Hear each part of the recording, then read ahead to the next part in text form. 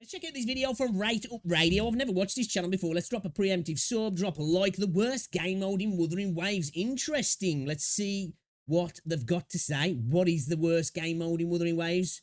I think I know which is, I don't know if it's the worst, but it's the one that I think could do so much better, and that's the Terror of Adversity. For me, it could be so much better. And hopefully it gets better. Okay, we're still at the early start of the game. But let's get into the video and see what they've got to say. It's an okay game mode. It's definitely Okay, let me start again. Give me something there. Tower of Adversity. Okay. It's an okay game mode. It's definitely.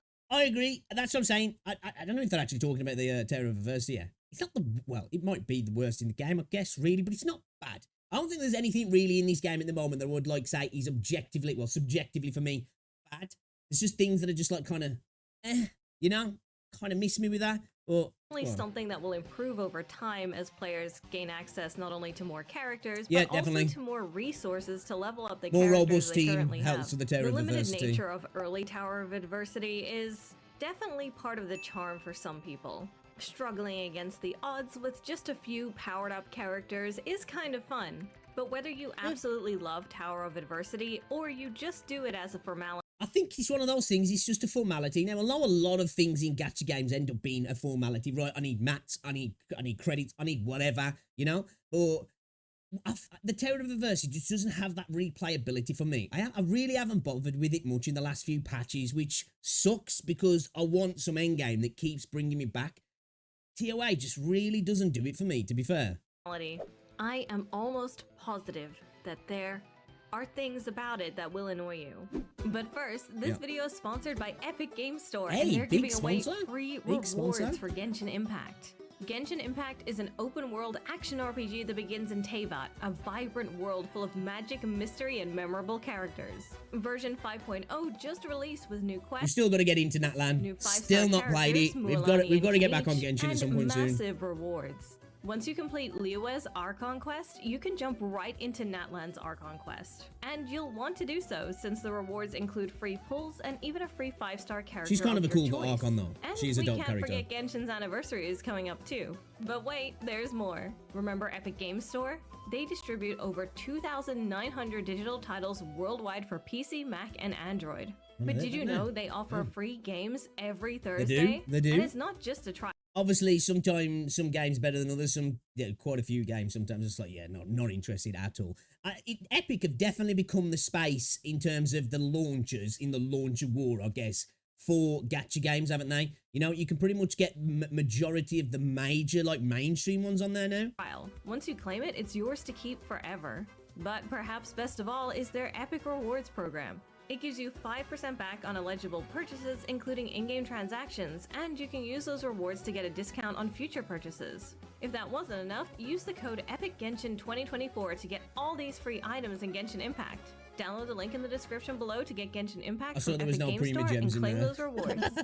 So, first of all, what is Tower of Adversity for any potential new players out there? Well, it's a game mode that has several fights over 3 different towers, and every time you use a character in any stage of the tower, it will deplete some of their vigor. Now, as well, for me in the Terror as well, it obviously depends on how you're playing it. But, like, if you're trying to play a little bit lazy as well, man, Verena gets worked into the ground. Now, I get it, some people are like, oh, you don't need to use Verena. I know that. But I'm just saying, you know, it will be nice to, in regards to, like, that healer department, to have a little bit more variety in the game. Hopefully soon. Shorekeeper's going to add to that, and hopefully we get some more of that as well.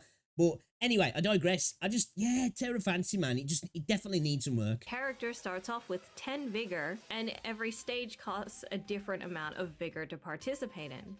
This means you could use the exact same team to go all the way through Resonant Tower, or all the way through Echoing Tower, because their totals add up to 10 vigor, but you might be putting yourself at a disadvantage then.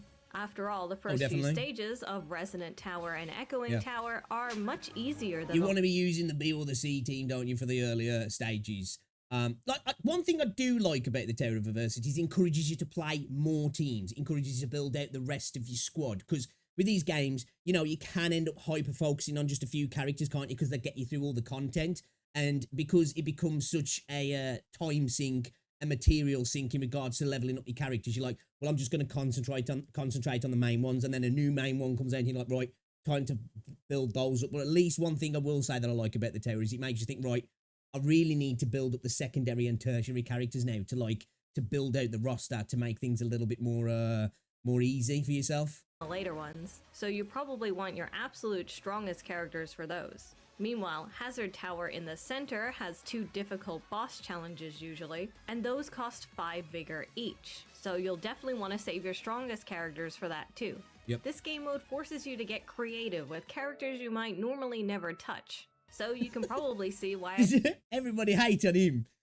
Although there are some mains out there. That's the one character from the initial roster, the original roster, that I didn't actually pull. Now Zhej is another character that I don't have. But yeah, he's the only one out of the original roster that I didn't get, and I am more than okay with that. I said it'll get better as the months go on and we get more characters and more resources to use more characters. Definitely, yeah. That sounds all well and good, but this place is so annoying. And not even because you can only use limited characters. That part's fine. No, the annoying things start from the moment you arrive there. This door. I hate this door so much. Every time you exit Tower of Adversity, and you will, you are kicked right out of the tower. Then yeah, I agree with that actually. It would be nice to have some sort of kind of like sub lobby for the whole thing that you just like, you're staying there, you know?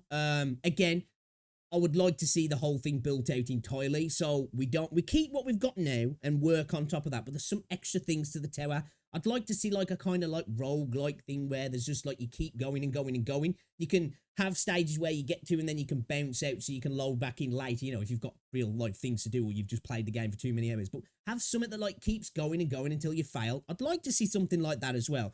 And obviously, smarter brains will prevail on ideas that are good for it as well. But yeah, I think there's so much more to be done within the tower that's different, that adds a variety to the game and that adds a lot of replayability as well, and more difficult content also, and stuff that doesn't necessarily revolve around a roster, that you can be like hyper focused on specific teams, and it might not be necessarily that it's based on vigor, so you got to build a teammate, but like you need to build a team that's specific to a certain attribute because that tower's specifically designed in that way to benefit like whatever fusion, spectral, whatever it might be, kind of thing. You know what I mean? I'd like something like that as well. And when you go back in, you have to watch the protective force field disappear and the door slowly open all over again. Small thing, but it's Maybe annoying. You're having a tough time on the stage and you think, man, this isn't going anywhere. I should leave.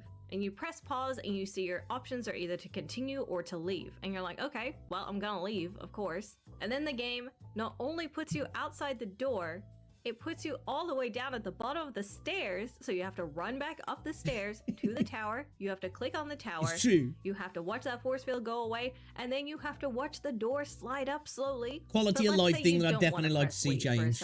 I'm sure it will. You finally get back into Kuro your on stage, top of that stuff. and you got slapped in the face by Scar immediately. And you're like, okay, well, this run is already doomed. I better restart. So you hit restart. You go through the loading screen again. And then there's problem number 2. Because as well, actually, I don't know with the PlayStation 5 because the new SSD is quite quick, isn't it? I should imagine, you know, obviously if you're on not the best SSD, or God forbid, you're on a hard drive, this is going to be even more of a pain in the ass, isn't it? You know what I mean? Because like it's like games like Starfield, annoying ass game when at the loading screens, but I'm on a 4090, a 13900K, and I've got a nice SSD. So those loading screens, although frustrating, are quick. You know, when you're on slower hardware, those loading screens become even worse, don't they? So it compounds on itself.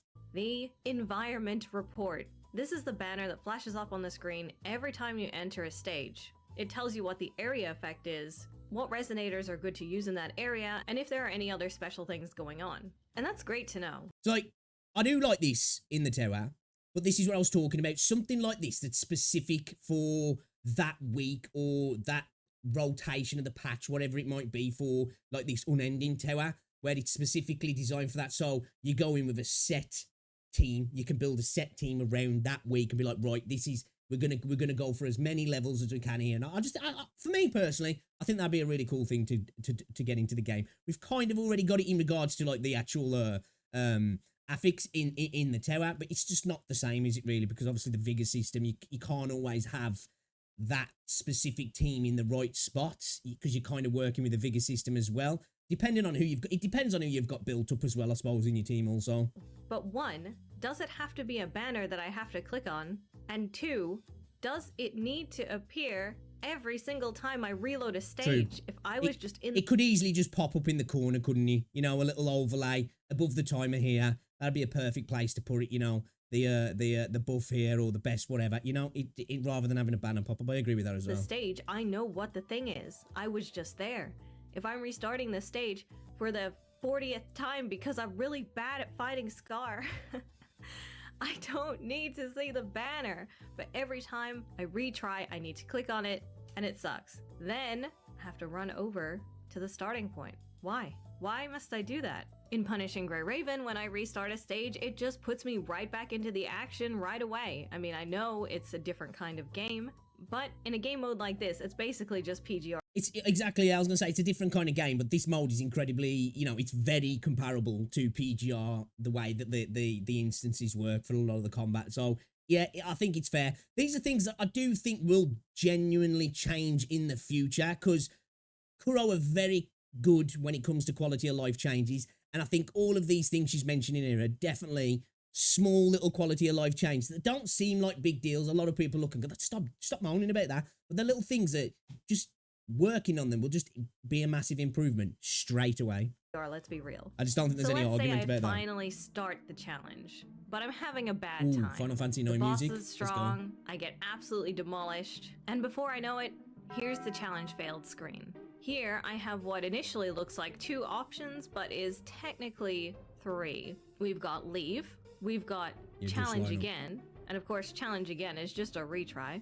Leave will put you all the way back outside down the stairs and force you to run into the building again.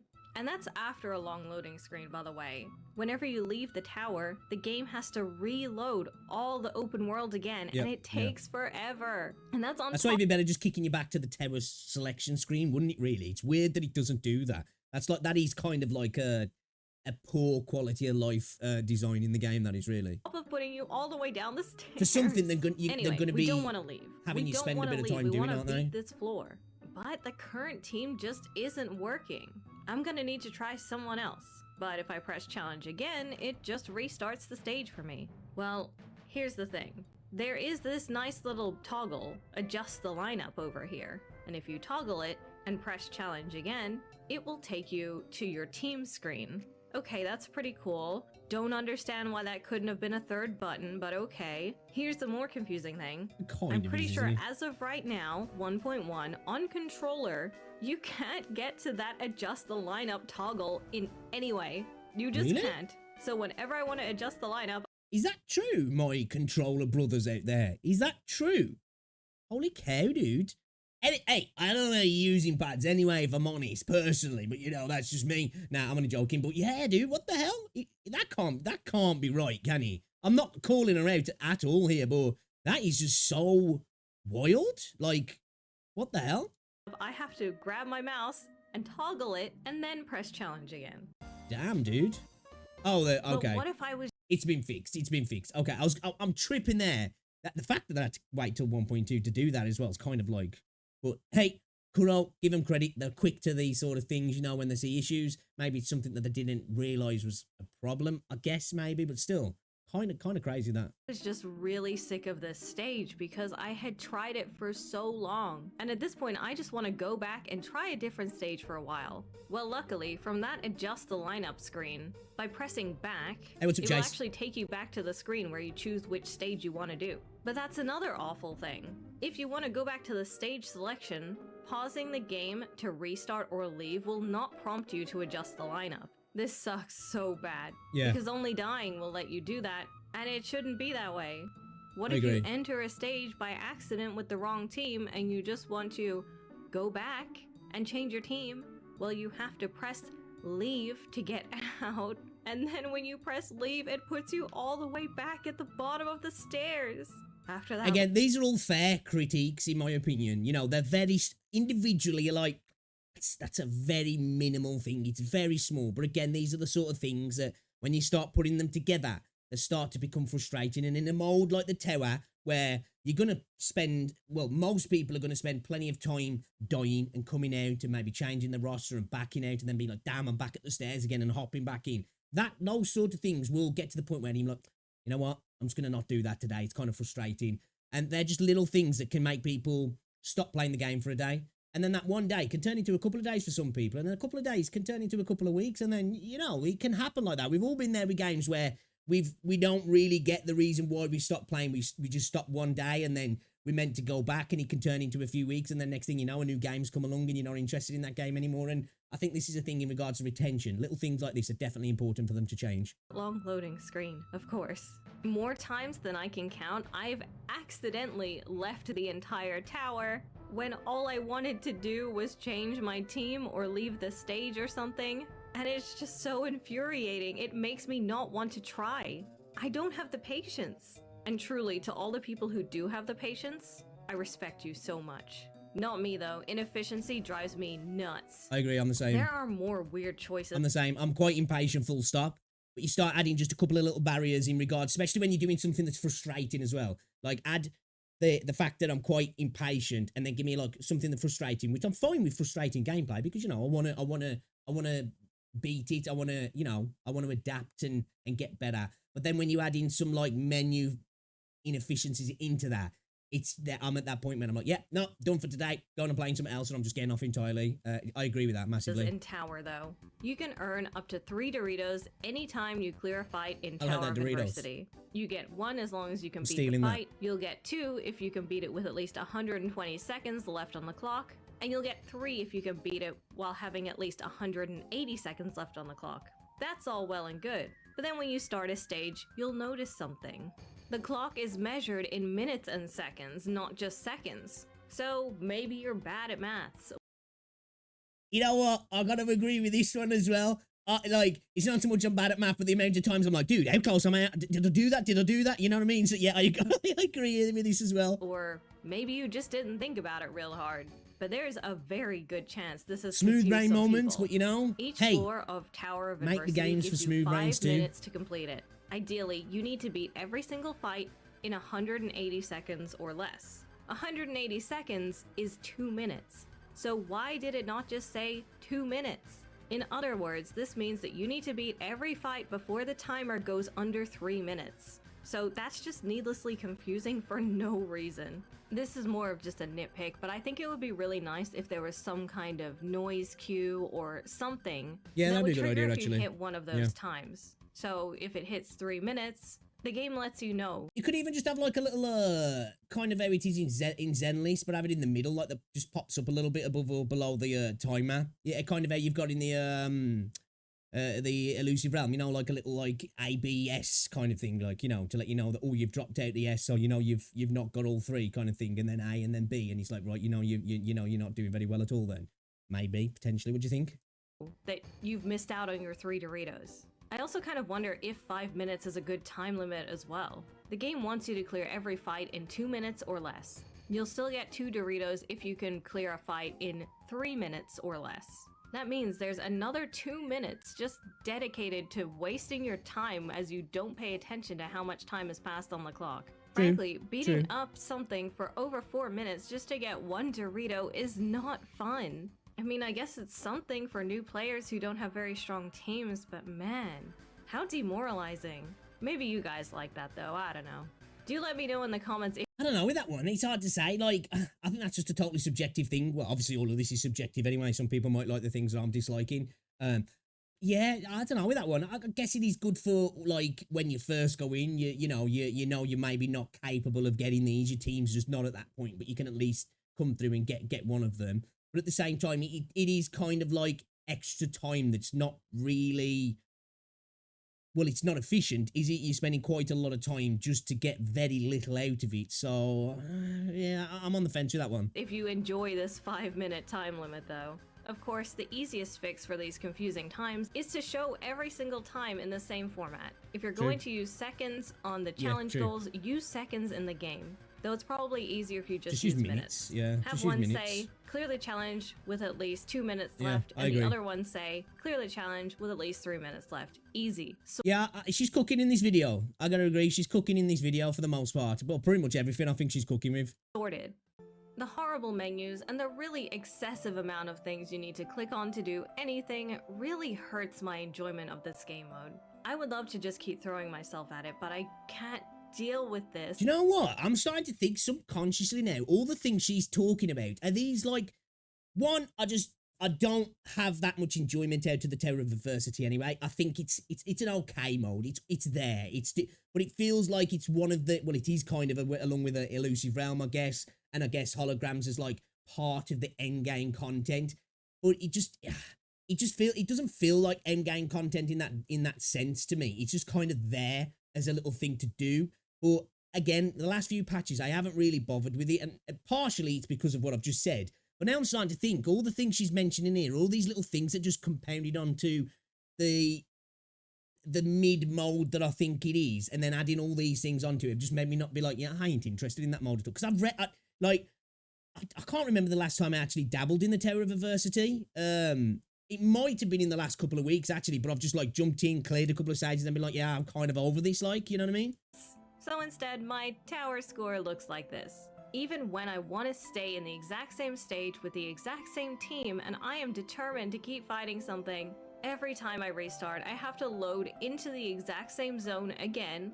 I have to deal with the environment report coming up. I have to click through that. I have to walk up to the start challenge thing. And inevitably, I'm going to have to retry it, either because I got sniped by the boss early or because there just wasn't enough time left. So I either die. This is where I say, like, I think it'd be cool just to build out the tower, having a little separate mode that literally is a tower mode. It does what it says on the tin. It's like, you know, a one life mode. You die, it's over. You go through 1, 2, 3, 4, 5, 6. You know what I mean? And at maybe at like stage 5, stage 10, stage 15, you can be like, right, this is like a save point kind of bit, and you can step out kind of thing, and you know, you can leave it there and hop out and go back in from that stage up if you wanted to keep going higher kind of thing. But then when you die, it's over and you have to start again. I'd like something like that as well, as just like a little extra challenge mode as well within that space. But I think as it stands at the moment, it's not enticing enough for me.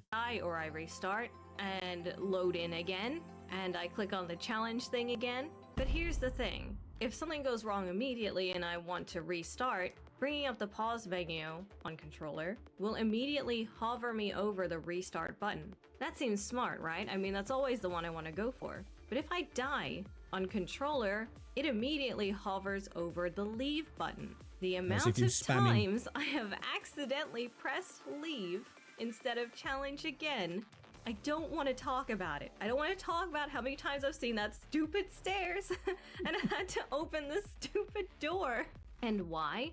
Because pausing it to restart makes you hovered over the right option, and dying makes you hovered over. This is just a small little change that could probably be fixed. They might not even know about, so reports of this sort of stuff would be great from the player base. Obviously, as not being on pad, not really noticed that, but yeah, good point as well, that is. The leave option. Because you can find yourself, when you're in a frustration, you're spamming just to get back, aren't you? And I have to go across and press challenge again. This is so confusing and unnecessary. It's like the game is encouraging you to have a certain muscle memory and then betraying you and kicking you out and making you go through that loading screen again. At least if you're playing on mouse and keyboard, the challenge again and retry are always in roughly the same place, so you at least know what side you're putting your mouse. And again, this is a really easy fix for controller players. Just make it hover over challenge again by default. Leaving should be the last resort if it's going to kick you all the way back out. Also, adjust the lineup being a toggle is really silly. Just make it a third button. And you know what? While you're at it, put another option in either the pause menu or the challenge. It's a kind of sort of easy in that regard, but yeah, definitely, it's no reason why it shouldn't be. I guess it's kind of like that to stop you accidentally, but then if it's like kind of defaulting you to leave accidentally because it's made like that for pad, that's an extra thing that's like, why? It's just like, that doesn't make sense. And failed menu, or both, that lets you return back to the stage selection. You shouldn't have to. That'd be perfect as well for pad, wouldn't it, really? Because you could literally use your D-pad, I guess, to go over it to each one then really quickly. Go to adjust the lineup, when you die only, and then go back from there to get back to the stage select. Because otherwise the only way is exiting the tower and re-entering, which seems like the more obvious way to do it, yet you have to jump through all these hoops to do basic things. You can probably tell that trying to do tower recently has driven me mad. I've spent a lot of time. I definitely think somebody's definitely been getting clapped in the tower. That's fair to say. But hey, look, I agree with everything she said pretty much. You know, the only thing that I guess I'm on the fence, but it's not that I disagree with, is just that like last couple of minutes in regards to the one star, the one Dorito, the one triangle, whatever you want to call it. You know, it does feel like it's kind of a waste, but at the same time, I guess for people who are just trying getting to that point of at least getting the clear, it's a good thing. But yeah, I think there's lots of improvements to be made with the tower. I think it is a very mid mode, if I'm honest. Now, I think the Elusive Realm has been getting improvements after improvements, and it seems like that's where they're really focusing their attention at the moment, which is good because it's getting better. And again, I feel like it's the closest thing to something I'd like to see in the game in regard to like dungeons and raids and that sort of stuff. But yeah, I feel like the tower needs some love now. I think it's time. I think it's time. Ignoring Tower of Adversity. Screw the rewards, because I just can't take how annoying it is. This is the worst game mode in Wuthering Waves by a long shot, and it's not even because the content of the game mode itself is bad. It's because of all of this. It's so unintuitive. It's so awkward. It's so repetitive in the stuff it makes you do. Yeah. I just want to. I'd argue as well that, personally, I think the mode's kind of mid in the gameplay sense of things as well. I just don't think it's anything. It's just all right. It's kind of just there, isn't it? And then add on all this all extra stuff as well. Yeah. Get into the fight and hit things. But the game wants me to spend so much time clicking through menus and accidentally leaving. Lads, I am not okay. Tower of Adversity made me a worse person, and I need Kuro Games to fix it so I can stop complaining about it. Please share with me if you have also felt the frustrations of Tower, because I need to know I'm not alone. Depths of Elusive Realm is still the best game mode in Wuthering Waves, and it's not even close. Agreed. Anyway, please subscribe. You know what? This is a really good video. Agreed. Depths of Elusive Realm clears majority of the stuff, at least in terms of like events and, you know, that end game sort of content, that extra story outside of the story type content. You know, that's not part of the main story, the main questing, so to speak. I think it's the best event. It's weird as well, because as I say, it feels like the tower's not getting the love it deserves in regards to like fleshing it out, giving it a little bit more. And it's like the fact that it's actually a physical location in the game, which I know the Elusive Realm is, but it's a little bit different, isn't it? That it feels like it should be getting more love. I feel like it almost feels like it should be this academy that just does different things as well. It's not just about rosters and times, and it should have something else different that like encourages people to adapt in their play styles. And I get it. I guess it does in a way in regards to making you use more of your roster of resonators. But I mean, in terms of just like it being a little bit different in encouraging you to use skill expression in different ways, rather than just being like, right, I need to use a different team for this because I've ran out of vigor and I've got to get level up characters and I've got to spend time on this particular character just so I can use it in the Tower of Adversity, which for me, just by I don't like it when I've got to level up a character just for the sake of throwing into this thing because I need them, rather than I need to level up this character because they're going to be useful because they're actually bringing something to the squad beyond that. Well, this is probably the tertiary character for me, and I need the I need the vigor spread look kind of thing. Yeah, I think the mode could be a lot better. I think it definitely needs improvements. At the moment, it's kind of just there. I guess I get it. We're still kind of in that launch space of the game. How far are we into the game now? Somebody said 5 months the other day, and I was like, is it really 5 months? That's insane. So yeah, I definitely think we should be seeing some improvements on the game soon. And I'd like to see some more end game modes, if I'm honest. But I definitely do agree. Depths of Elusive Realm clears the tower. It actually makes me want to do it. I always complete it, and it's just much more enjoyable. It's just got a lot more to it, hasn't it? It feels a lot more fleshed out, and each time feels different as well, and there's more variety in your runs and stuff, where with the tower, it's the same thing, and it's mid. It's kind of mid. You know what? Really good video. That was Right Up Radio. I'm definitely going to have to check out more of the videos, actually. You should go show some love, guys. And yeah, man, I think she cooked in this video, and I pretty much agree with 99% of what she's saying, and I'd like to see all the changes implemented as well. And I don't even play on a pad, and I agree.